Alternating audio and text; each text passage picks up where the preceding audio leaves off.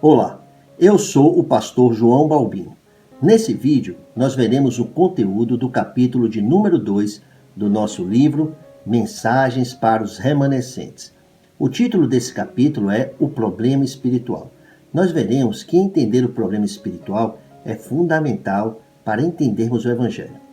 Entender o problema espiritual é fundamental para entendermos o quanto que os seres humanos precisam do Salvador, precisam do Messias, precisam do Cristo, que é Jesus. Por favor, assista o vídeo até o final. Tome notas, procure se certificar ao máximo de que está entendendo a mensagem. Também se inscreva no canal, clique no sininho das notificações e deixe o seu comentário. Vamos para o vídeo.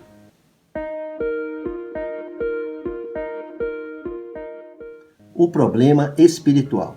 Leamos Romanos capítulo 3, versículo 23.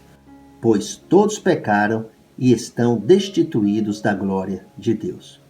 Acabamos de ler uma escritura absolutamente clara, que é amplamente respaldada por outros textos bíblicos, cujo ensino revela que a queda dos primeiros pais atingiu a humanidade como um todo.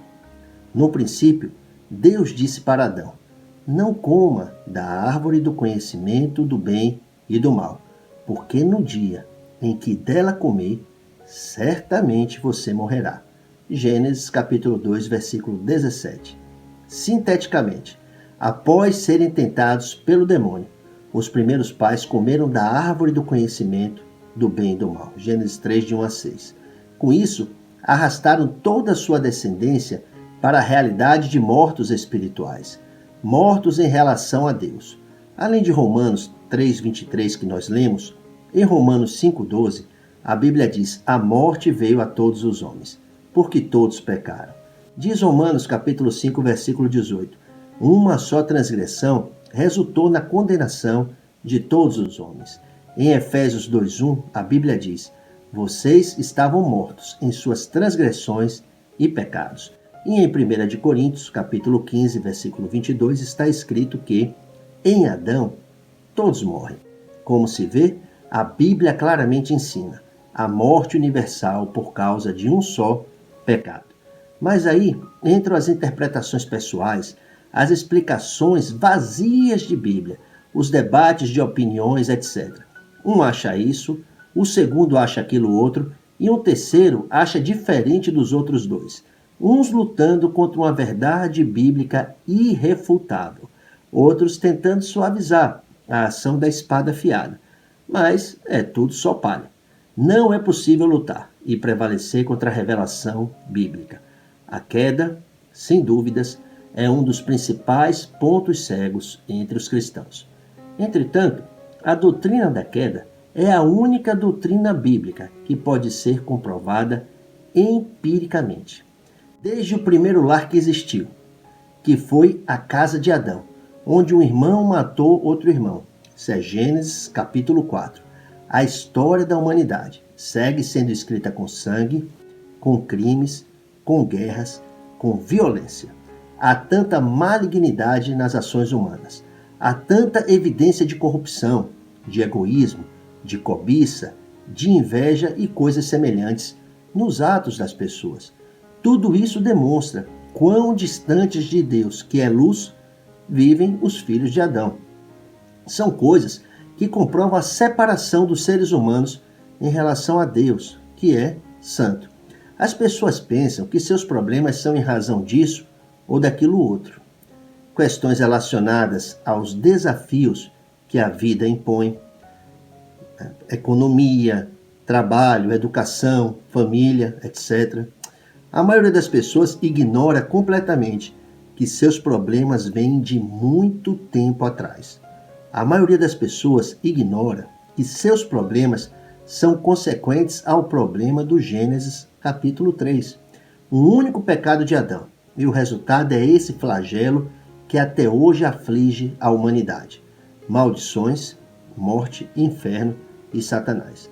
Mas graças a Deus, esse não é o fim da história. Nós temos esperança de redenção. A esperança é o Evangelho. O Evangelho é Cristo. Jesus Cristo é a única esperança. Somente Cristo. Jesus Cristo é a resposta e a solução de Deus para todos os problemas da humanidade. Voltarmos a nossa atenção para o início de tudo, especialmente para os 3 primeiros capítulos da Bíblia, é fundamental para entendermos o problema do Gênesis e também entendermos o plano absoluto de Deus, entendermos o plano divino de salvar, por meio de Jesus Cristo, pessoas de todas as nações. Se nós olharmos atentamente para o Gênesis 1, 2 e 3, nós veremos Deus criando por meio de sua palavra, Gênesis capítulo 1, versículo 1. Nós veremos no 6º dia, após tudo mais já estar pronto, veremos Deus fazendo o ser humano, à sua imagem, e declarando: domine ele. O ser humano foi criado e lhe foi dada a atribuição de exercer domínio, exercer governo, exercer autoridade sobre uma parte da criação. Gênesis capítulo 1, versículo 26. Nós veremos Adão sendo formado do pó da terra e Deus soprando em suas narinas o fôlego de vida. Gênesis 2:7. Veremos Adão como uma criatura absolutamente distinta dentro da criação. Veremos Deus se encontrando com Adão, nutrindo-o espiritualmente, oferecendo direção, oferecendo instruções. Por exemplo, Gênesis 2, 16 e 17. Nós veremos homem e mulher, uma só carne no casamento. Gênesis 2, 24. Veremos como o mal invadiu a boa criação de Deus e como a morte sobreveio ao ser humano. Veremos os primeiros pais cedendo à tentação, protagonizada pela serpente e caindo. Gênesis 3, de 1 a 6. Veremos Adão e Eva tentando cobrir a própria vergonha moral, cobrir a própria nudez, com folhas de figueira. Gênesis capítulo 3, versículo 7. Folhas de figueira prefiguram a inutilidade das religiões criadas pelos homens, a inutilidade de todos os esforços humanos para resolver o problema do Gênesis 3. Nós também veremos a resposta e a solução de Deus. Veremos o evangelho proclamado pela primeira vez. É Gênesis capítulo 3, versículo 15. Porém, inimizade entre você e a mulher, entre a sua descendência e o descendente dela. Este lhe ferirá a cabeça e você lhe ferirá o calcanhar.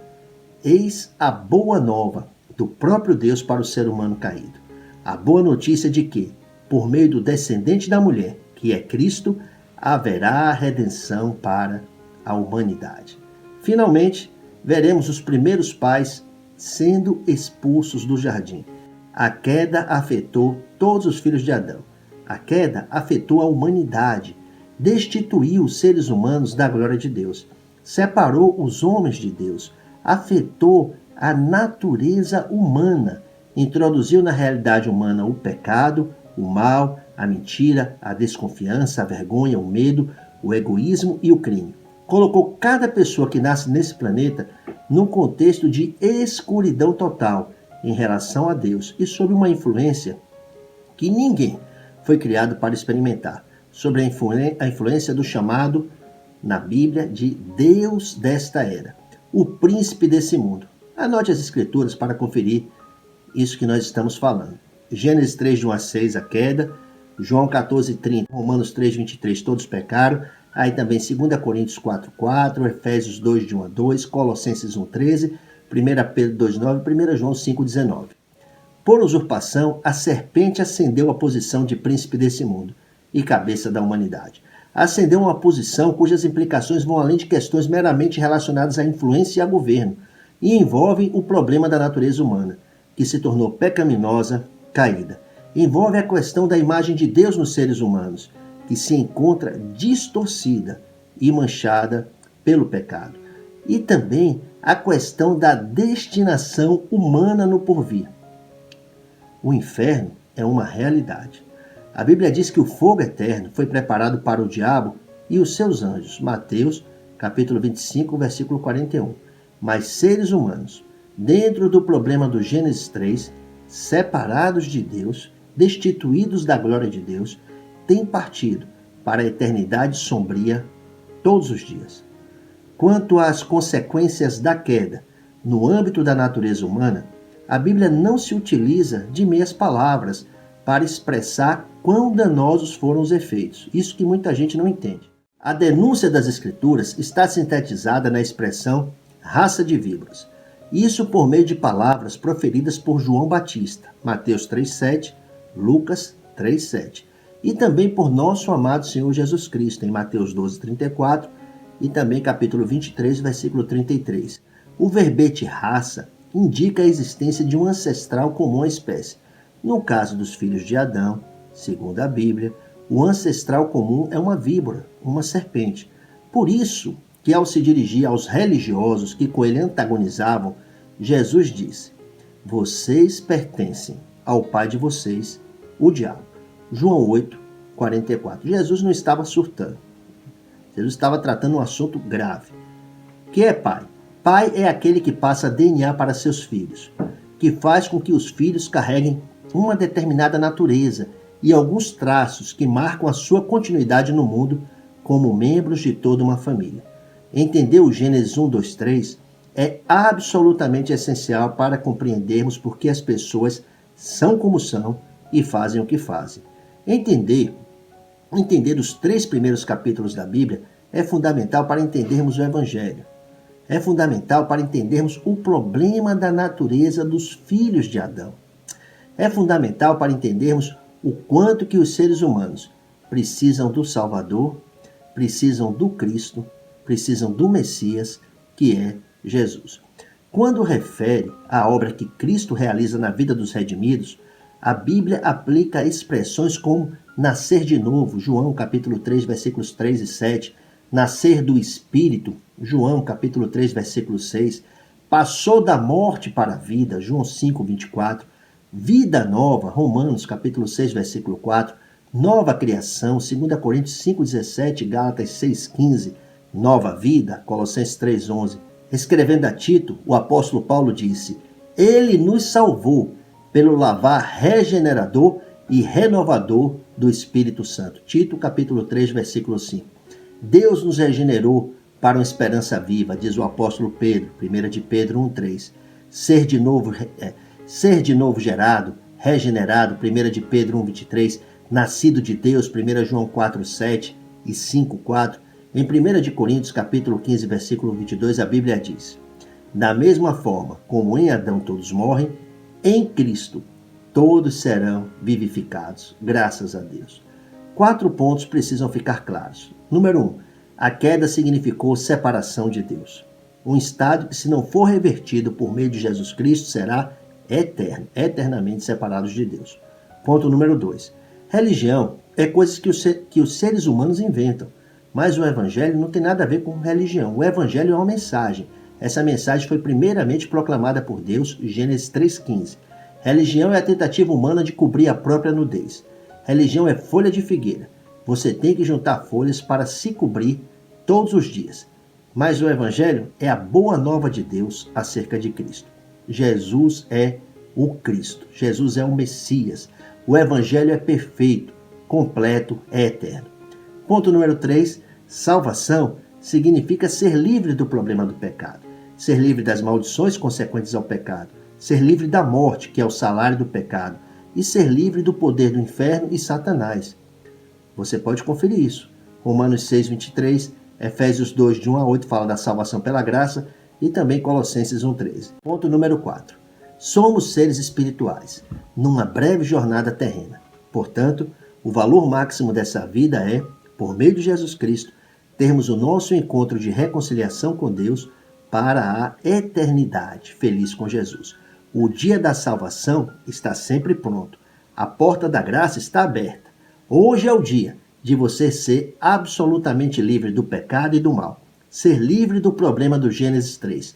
Ser livre para viver cheio do Espírito, guiado pelo Espírito. Viver eternamente feliz com Deus. Ser livre para viver a vida do evangelista, conduzindo pessoas a Jesus Cristo por meio do Evangelho.